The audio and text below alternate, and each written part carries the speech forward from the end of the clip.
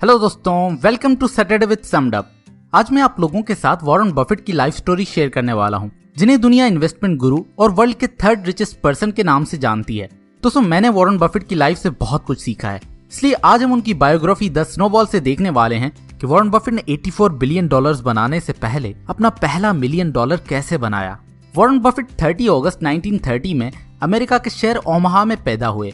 Warren Buffett के father का नाम हॉवर्ड बफेट था, जो पहले एक स्टॉक ब्रोकर थे और बाद में एक पॉलिटिशियन बने, और उनकी माँ एक हाउसवाइफ थी।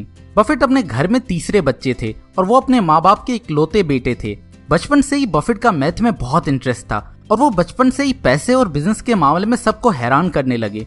वो अपने फादर की स्टॉक ब्रोकरेज शॉप में जाकर काफी कम उम्र में स्टॉक प्राइसेस एक ब्लैक बोर्ड पे लिखा करते थे। वॉरेन बफेट ने अपने पहले पैसे च्युइंगम बेचकर कमाए, जो वो अपने दादा की शॉप से लेकर पड़ोस में जाकर बेचा करते थे। उसके बाद उन्होंने अपना दूसरा बिजनेस शुरू किया, जिसमें वो कोल्ड ड्रिंक्स बेचा करते थे, जिसके लिए उन्होंने शॉप्स के बाहर गिरे हुए ढक्कन कलेक्ट करके उन्हें गिन के ये अंदाजा लगाया कि सबसे ज्यादा कौन सी कोल्ड ड्रिंक सेल होती है, जिससे उन्हें पता लगा कि कोका कोला सबसे ज्यादा सेल होती है। वो अपने दादा की शॉप से 25 सेंट में कोका कोला के 6 पैक लेते थे और उन्हें बेचकर हर पैक पे 5 सेंट्स का प्रॉफिट कमाते थे। इस तरह जब उनकी उम्र के बच्चे खेल कूद में बिजी थे, वॉरेन बफेट पैसे बना रहे थे। बचपन से ही उन्हें पैसे कमाने की लत लग चुकी थी। उन्हें ये एहसास हो गया था कि पैसा उन्हें आजाद बना सकता है, वो जो चाहे कर सकते हैं। इसलिए उनकी सबसे बड़ी ख्वाहिश ये थी कि वो अपने बॉस खुद बने। फिर 10 साल की उम्र में उनके हाथ एक ऐसी चीज लगी जो उन्हें इस मंजिल तक पहुंचा सकती थी। एक बार लाइब्रेरी में घूमते हुए उन्हें एक बुक नजर आई, जिसपे लिखा हुआ था $1000 कमाने के 1000 तरीके। उन्होंने वो बुक खोलकर पढ़ना शुरू की और वो हैरान हो गए। वो जल्दी जल्दी उस बुक को पढ़ने लगे। बुक में पैसे बनाने के काफी आइडियाज थे, जिनमें कुछ इतने प्रैक्टिकल नहीं थे, लेकिन उनमें एक आइडिया बफेट को बहुत पसंद आ गया और वो आइडिया था वेट मशीन्स पे लोगों को वेट दिखाकर उनसे पैसे लेना। वेइंग मशीन का ये बिजनेस उन्हें आसानी से समझ आ गया। उन्होंने सोचा वो एक मशीन लेंगे और फिर उसके प्रॉफिट से और ज्यादा मशीनें लेंगे। जल्दी उनके पास 20 मशीनें होंगी और वो लोगों को वेट दिखाकर बहुत सारा पैसा कमाएंगे। उन्हें लगा यही वो आइडिया है जिसमें उनकी कंपाउंडिंग हो सकती है, क्योंकि बुक का दूसरा आइडिया जो उन्हें बहुत पसंद आया वो था कंपाउंडिंग। बुक में ये लिखा था कि अगर आप $1000 बना लें और उसे 10% पे ग्रो करने लगे तो $1000 5 साल में $1600 से भी ज्यादा हो जाएंगे और 10 सालों में $2600 हो जाएंगे और 25 सालों में $10,800 हो जाएंगे। वॉरेन बफेट कंपाउंडिंग का पावर देखकर हैरान रह गए। अगर एक कांस्टेंट रेट पे पैसे कंपाउंड होते रहें तो वो टाइम के साथ इतने ज्यादा हो जाएंगे, और वो अपने माइंड में नंबर्स को स्नोबॉल होता हुआ इमेजिन करने लगे।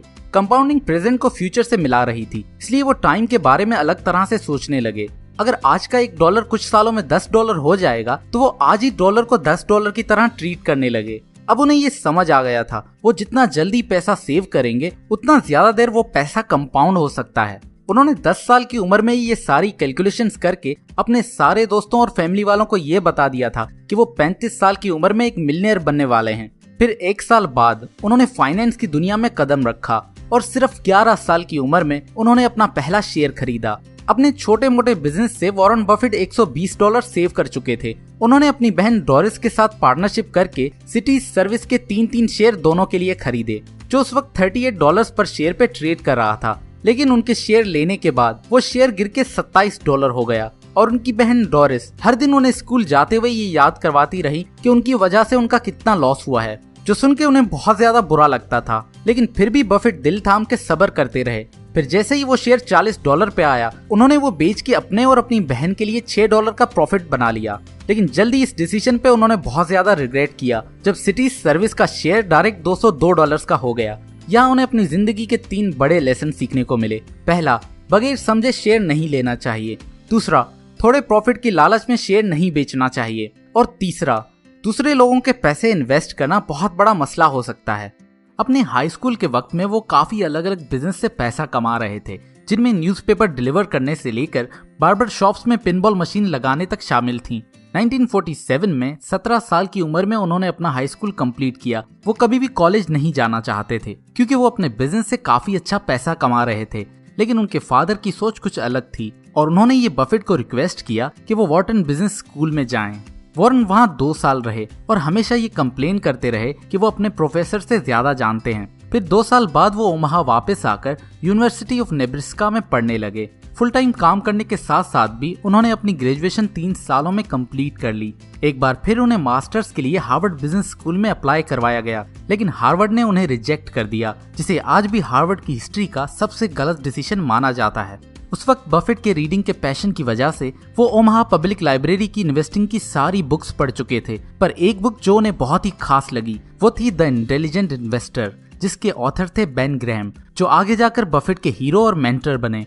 वॉरेन को जैसे ही पता लगा कि Ben Graham University of Columbia में पढ़ा रहे हैं तो उन्होंने वहां जल्दी से अप्लाई किया और उनका एडमिशन हो गया। ये वो एक्सपीरियंस था जिसने उनकी लाइफ को हमेशा हमेशा के लिए बदल के रख दिया। बेन ग्रैहम से ही उन्होंने वैल्यू इन्वेस्टिंग सीखी, जो एक सिंपल आइडिया था कंपनीज को उनकी असल वैल्यू से नीचे खरीद कर उनकी वैल्यू पे बेच देने का। अगर किसी कंपनी की असल वैल्यू $100 है और वो आज $50 की प्राइस पे मिल रही है तो उसे लेकर बैठ जाना चाहिए। जब वो अपनी असल वैल्यू 100 पे आ जाए तो उसे बेच के प्रॉफिट बना लेना चाहिए। वैल्यू इन्वेस्टिंग का यही सिंपल आइडिया उनके लिए कमाल साबित हुआ। उन्होंने कोलंबिया में अपनी पढ़ाई कंप्लीट करने के बाद बेन ग्रैहम की कंपनी में काम करने के लिए अप्लाई किया, जहां उन्हें पहले रिजेक्ट कर दिया गया क्योंकि उस वक्त बेन ग्रैहम सिर्फ जूस को हायर कर रहे थे।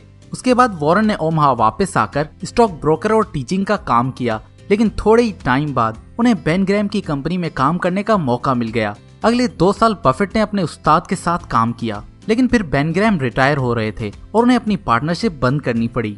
फिर 1956 में बफेट ने अपनी पार्टनरशिप खोलने का फैसला किया। तब वो सिर्फ 25 साल के थे। बफेट ने सिर्फ $1,05,100 से शुरू किया, जिसमें उनके साथ 7 पार्टनर्स शामिल थे जो ज्यादातर उनकी क्लोज फैमिली के मेंबर्स थे। अपनी पार्टनरशिप में बफेट कोई भी मैनेजमेंट फीस चार्ज नहीं कर रहे थे, लेकिन 6% के ऊपर वो जो भी रिटर्न कमा रहे थे उसका 25% वो ले रहे थे और साथ ही लॉस शेयर करने के लिए भी तैयार थे।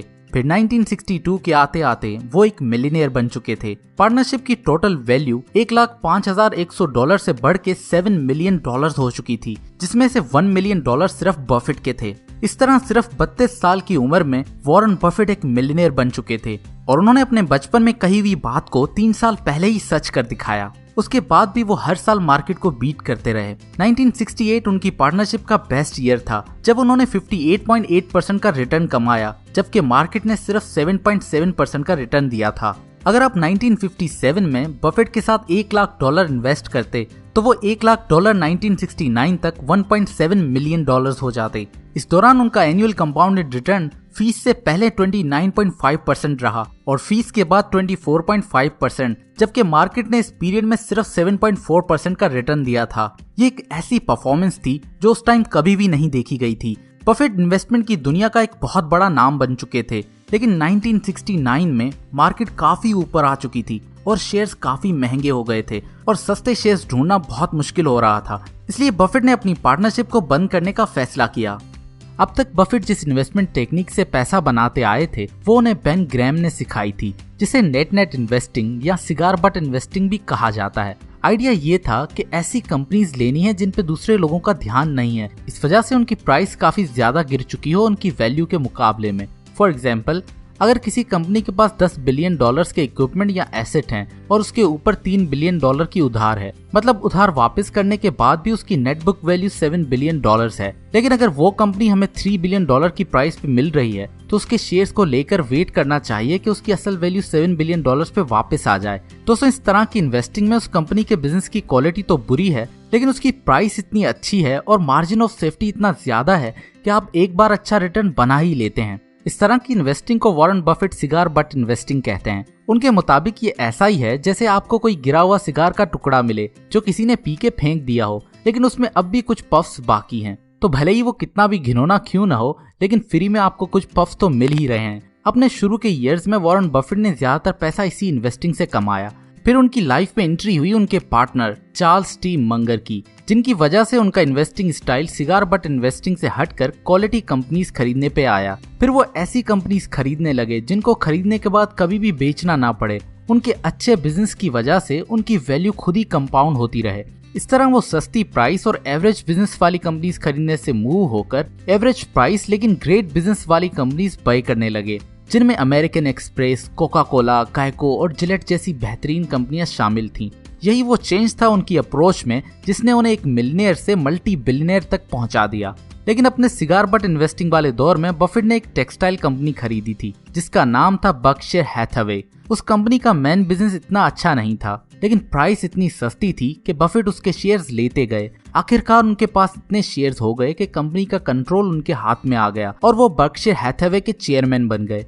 उनकी काफी कोशिशों के बाद भी उस कंपनी का बिजनेस नहीं सुधर सका। आखिरकार वो कंपनी के पार्ट सेल करके उनके पैसों को दूसरी कंपनीज में इन्वेस्ट करने लगे। ऐसे ही आगे जाकर बर्कशायर का ओरिजिनल बिजनेस तो बंद हो गया, लेकिन बफेट ने उस बिजनेस के पैसों को इन्वेस्ट करके इतना पैसा बना लिया कि कंपनी का मेन काम ही बस इन्वेस्टमेंट बन गया था। आज भी बफेट की ज्यादातर दौलत बर्कशायर हैथवे में ही है। अगर हम बफेट की नेटवर्थ का चार्ट देखें तो वो हमें कंपाउंडिंग के चार्ट की एग्जैक्ट कॉपी लगता है, जिसमें उनकी ज्यादातर दौलत आखिरी सालों में बनी है। तो चार्ली मंगर का कहना है, एक सिंपल आइडिया लीजिए लेकिन उसे बहुत सीरियस लीजिए। यही चीज हमें बफेट ने कंपाउंडिंग के आइडिया के साथ करके दिखाई है। मैं आपको बताता चलूं कि बफेट ने अपनी डेथ के बाद अपनी 99% वेल्थ चैरिटी में देने का फैसला किया है।